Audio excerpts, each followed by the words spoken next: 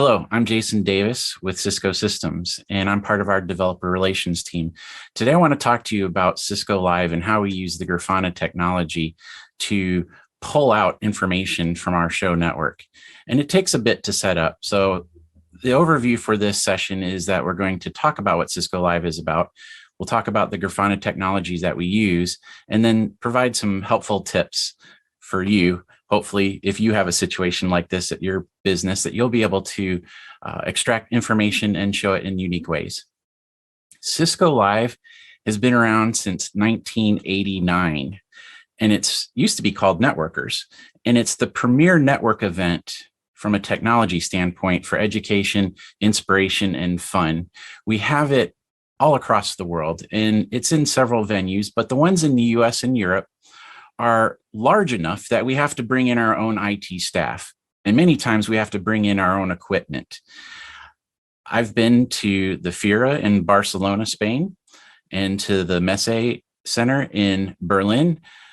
This year, we're going to have Cisco Live in the US in Las Vegas in a couple weeks. It's actually going on right now as you guys have GrafanaCONline. I mentioned it's one of the largest technology shows. And if we look at it by the numbers, the last one that we had in person was 2019, where we had 28,000 attendees and we tracked over 74,000 mobile devices, because everybody has a phone, a tablet, and a laptop that they bring to these events. To set that up, we need about 650 switches to connect in all the presentation speaker computers, the session recording systems, the digital signage in the hallways, the wireless access points that are up in the aluminum strut in the ceilings, and anything else that needs to be connected, printers, things that need to go into the Cisco store, the testing center, etc. And we also need to set up a lot of wireless when you're covering over 2 million square feet of conference space. Sometimes we're able to take over the conference venue's wireless network if they're using Cisco gear and it's a reasonably new type of equipment. But sometimes we also need to bring in thousands of our own wireless access points and set them up on temporary aluminum struts. We also bring in a mobile containerized data center with all the storage, compute, and routing, firewall connectivity that we need to run this event. And there's a lot of equipment involved, and it's about 9 racks of equipment with cooling integrated and a lot of big power connecting behind it and large fiber connections to bring in the internet.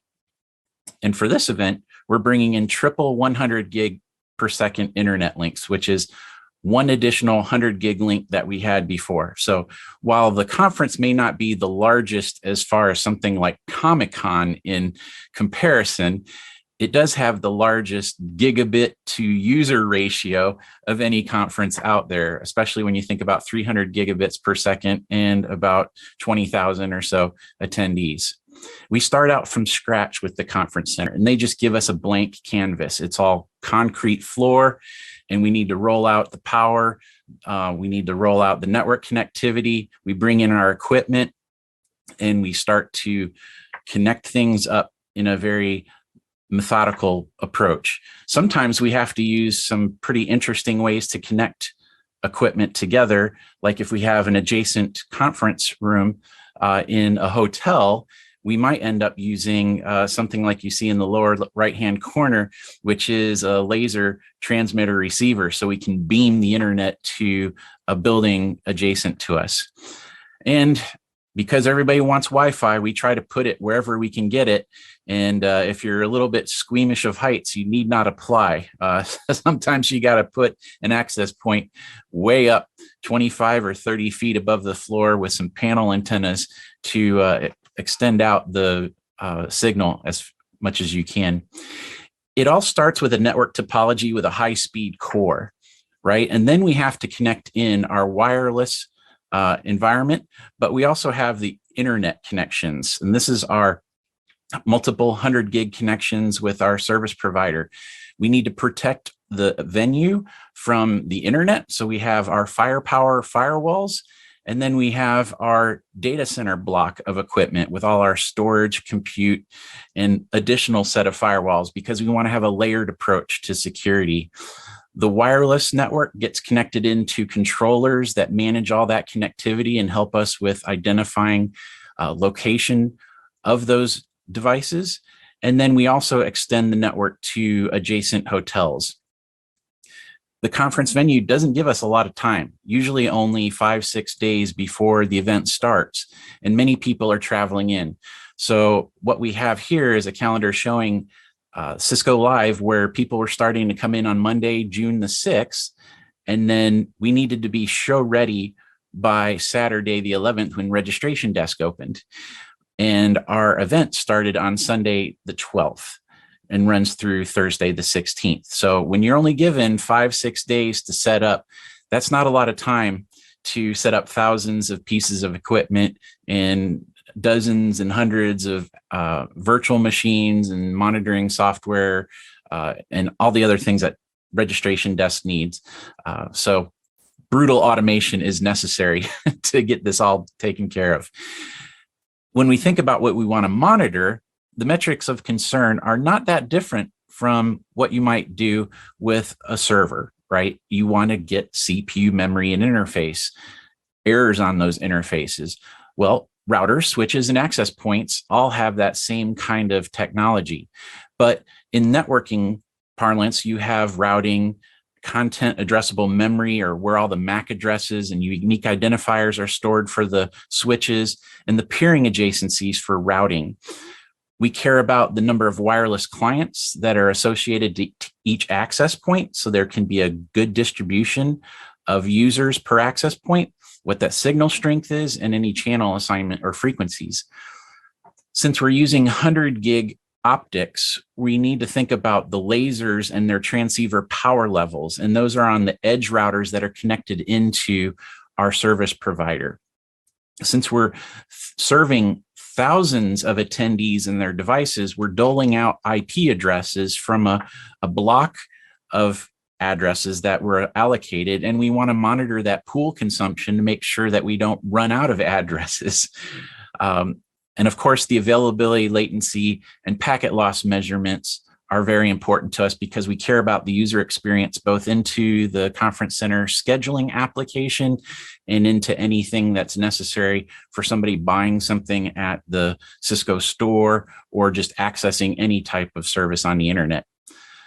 When you're in a venue like Las Vegas, monitoring temperature is very important because it can get a brutal 116 degrees outside, and indoors, before they start the event, they will not turn on the air conditioning. So it will be about 80, 85 degrees inside the conference hall without the air conditioners running and the garage doors open with all these people driving trucks and forklifts through. So we like to measure temperature of our equipment for the first several days while we're setting up to make sure that we're not going to burn something out. Through all of that, we end up generating a lot of dashboards. In the top row are dashboards that we've custom created using our own little HTML skills. The next 3 rows were dashboards that we developed back in 2019 for Grafana. And we were able to leverage the data collection using our own orchestration engines and tools to collect telemetry and instrumentation, sometimes with Python scripts, dropping that information into InfluxDB, and then letting Grafana deal with the visualization of it. And that took a lot of the extra work away from us because we were able to then focus on the instrumentation and telemetry that was most interesting to us. The bottom row also represents some of our commercial monitoring tools that we also very much depend on. So here's some dashboards from 2019, and we have some new ones that are coming up for our 2022 event. So when you have 200 gigs of internet connectivity, what is driving the volume? So what we have here is something I affectionately refer to as the Jerry Lewis Telethon dashboard. And we're showing over time that we used 67 terabytes of traffic with the internet through those dual 100 gig internet pipes. Well, we have a large number of people that are very technical at these events. So they like to hear things like how much of this traffic is IP version 4? How much of it is IP version 6? And so we create dashboards to appeal to their technical geek nature and has a lot of nerd knobs to it. But invariably, we also have people coming to these events that are not in the networking discipline, but are looking to join it, or they're looking to share some of their experience in application development or cloud native technologies. So they may not know what a terabyte really means from a volume perspective.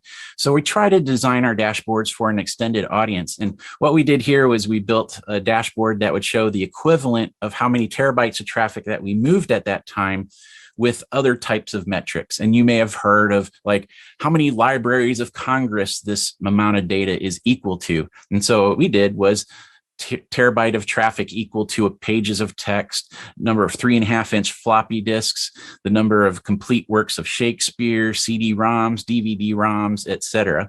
And just as a kind of a tongue-in-cheek approach to this, because 2019 was in the middle of Marvel movie madness, my kids asked me like, Dad, how many terabytes of traffic would move the Marvel movies? So we did the math and converted a movie from DVD into a 2.5-hour MP4. And we calculated how much all 25 Marvel movies at the time would take up and did the math. So this dashboard just has a bunch of math formulas behind it and allows somebody to understand the sheer volume of information that we're talking about. When we're also thinking about alternative visualizations, with all of the automation that we're doing and running things in a very timed manner, we want to make sure that things are running. We can't see them all the time. So we created a dashboard that would show the execution time start of all these workflows. And if something is missing or overlapping, we're able to look at it in this kind of a visualization. And as we're doing all this brutal automation to get things going, common question that we have from our management is how much money are we saving? What is the return on investment with all of this automation? So we started by manually measuring out the time it took for us to do some of these processes in a very manual static sense. And then we applied automation to it and then took a difference between the time it took from a manual to an automated sense, and then created a dashboard. From there, we could show time savings in minutes and hours, and even apply mathematical formulas to show time savings at the cost of an engineer. Another benefit that we had by using the Grafana technology was overlaying the hundreds of switches that we had information-wise to show CPU memory utilization and just put them all over the same graph. If all of the equipment has a similar function, it should have a similar CPU and memory profile. And what we see here is that there was a device that had a classic memory leak. And by overlaying it, it really stuck out from comparing it against the other devices. And what we can see here is that we were able to run the rest of the event without rebooting that device and causing an outage, because the memory leak was slow enough that we had enough runway to continue our event. Now, if we did not have enough runway, we could have looked at this and said, we need to take a maintenance window in the evening and reboot the device, but we decided to let it roll. And the benefit of having this information, it's power, we can make better decisions. You have to consider the varied data sources that you have when you're trying to manage an IT environment. So it's all about your APIs. So hopefully you get the joke, APIs, right? And when you're talking about different devices, different solutions that are server-based and application-based, a lot of these systems extend a REST API. So we can extract that information and then transform it and push it into other systems.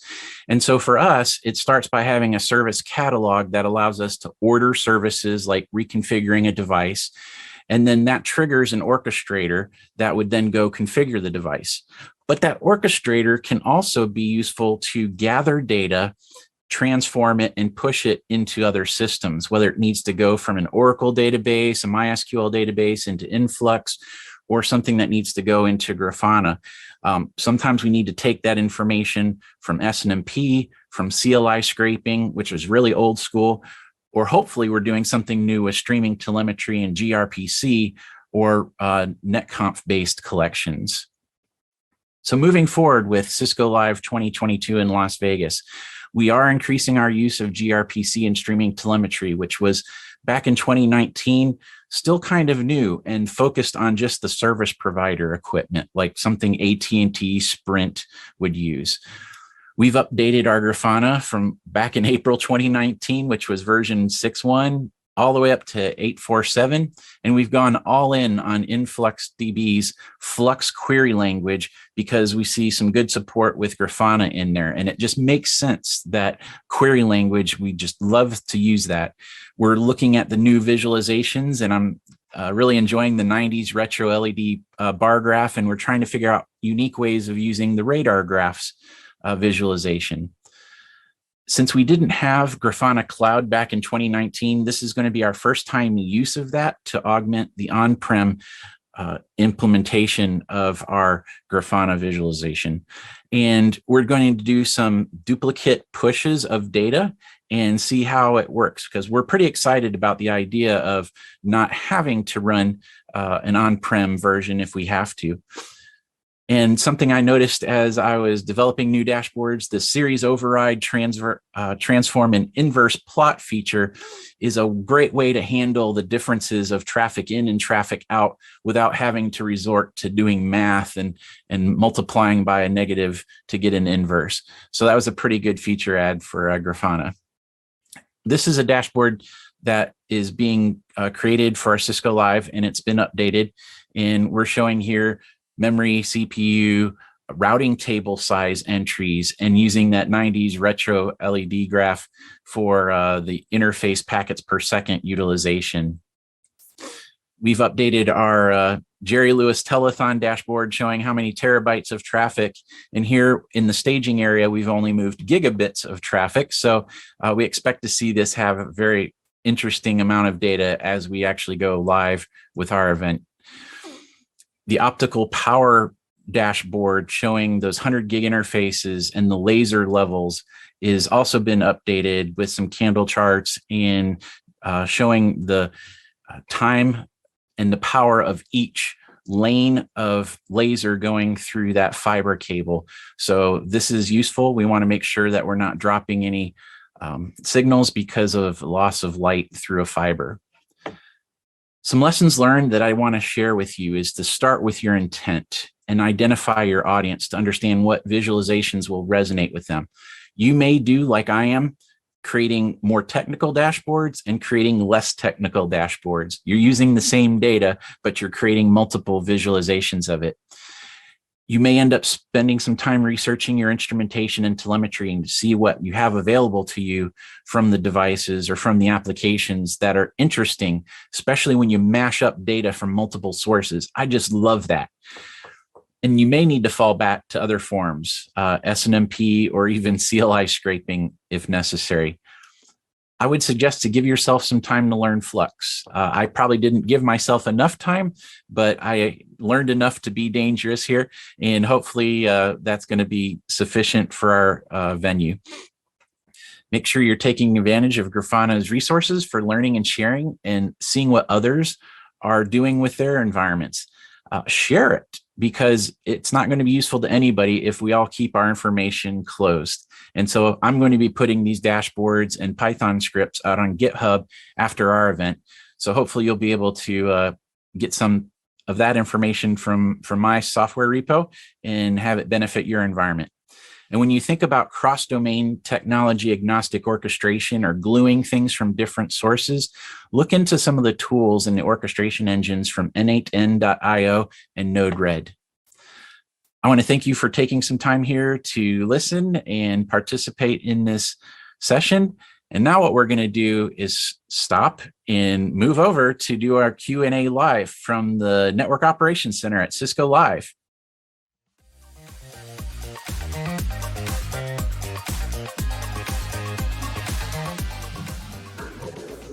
All right, welcome to Cisco GrafanaCONline. We're at Mandalay Bay in their conference center in Las Vegas, Nevada. And our conference started Saturday, about 3 p.m. is when registration opened. I got here Wednesday last week, and we run our event uh, until Thursday, about 1 p.m. I'm here in our Network Operations Center behind the stage because it is a little bit too noisy out where the main display walls are. But this is essentially my work area, and I monitor what's going on with the event, how many people are connected through wireless devices, and how much traffic we're generating. When I look at the questions that are being asked, one of the questions is, Jason, what's this year's Jerry Lewis dashboard up to now? So this is the dashboard showing how much total traffic we've moved. Well, if I look at it in real time, we've moved 34.9 terabytes, sorry, 35.9 terabytes of traffic with the internet since Saturday, 3 p.m. Pacific time when registration opened. So we have three 100 gig internet pipes and two 10 gig backup links. So overall 320 gigabits per second of internet capacity. That's a lot. People are going to be limited by what their device can do wirelessly, and we have spare capacity for people to download all the movies that they want. All right, next question. What are the new Grafana features you're using in 8.4.7 compared to 6.6.1? So, one of those things was I could have just reincarnated the systems that we had back in 2019 at our last event.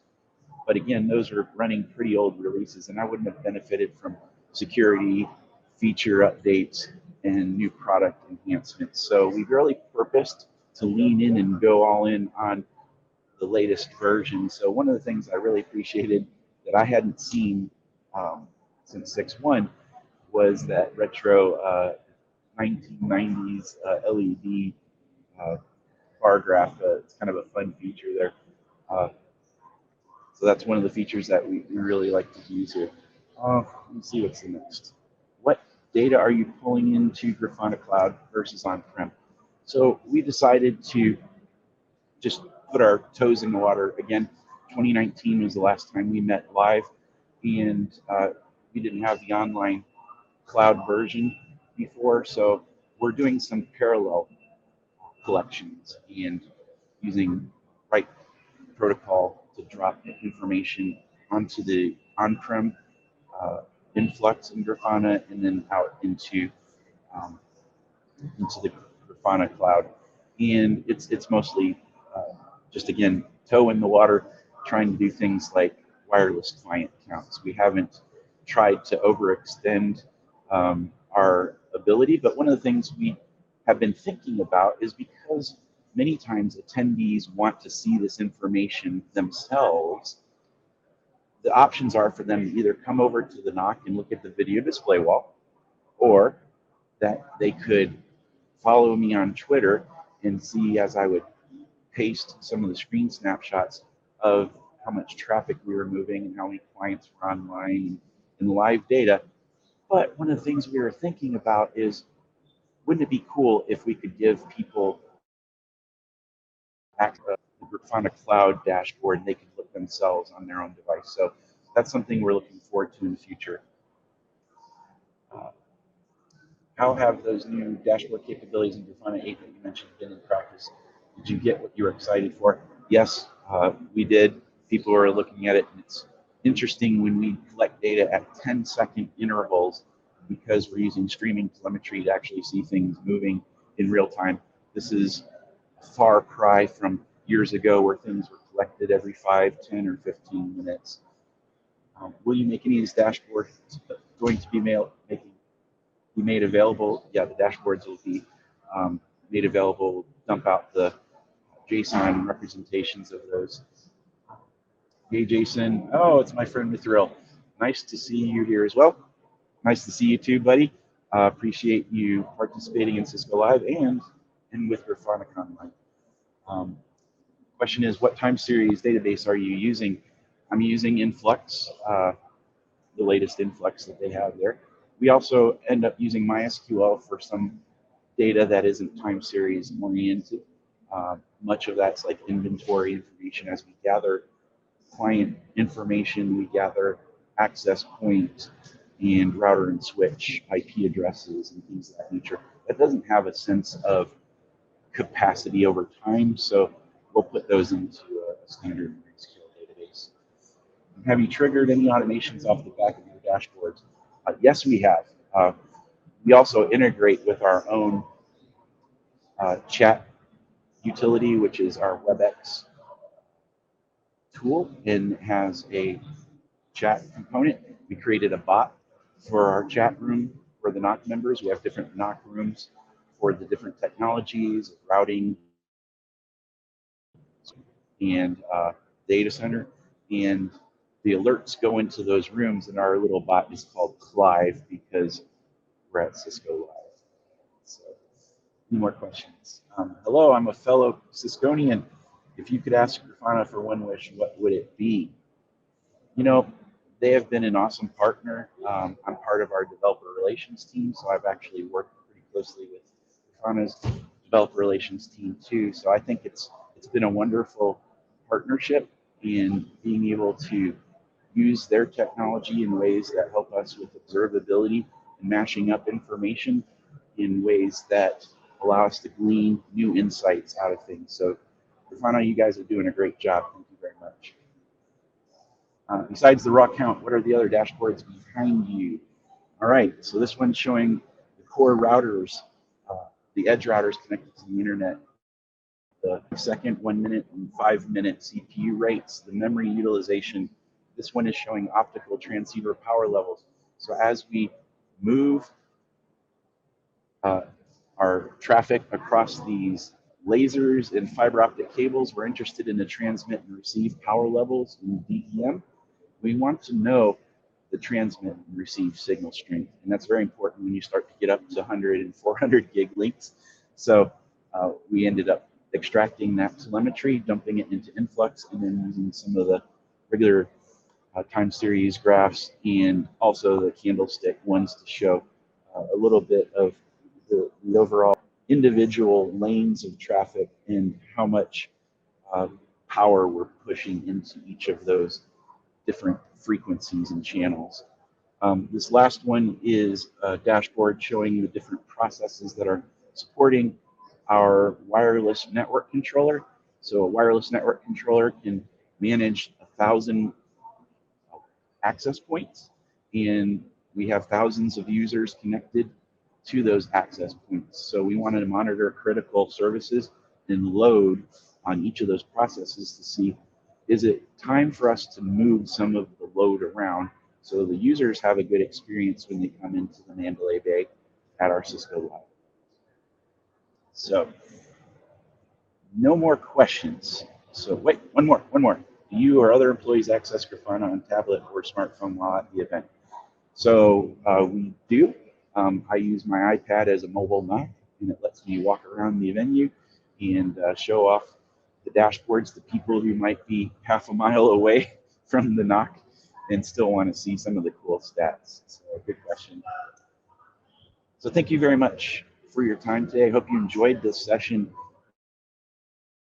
And Twitter SNMP guy, and open to answering questions. Thank you so much.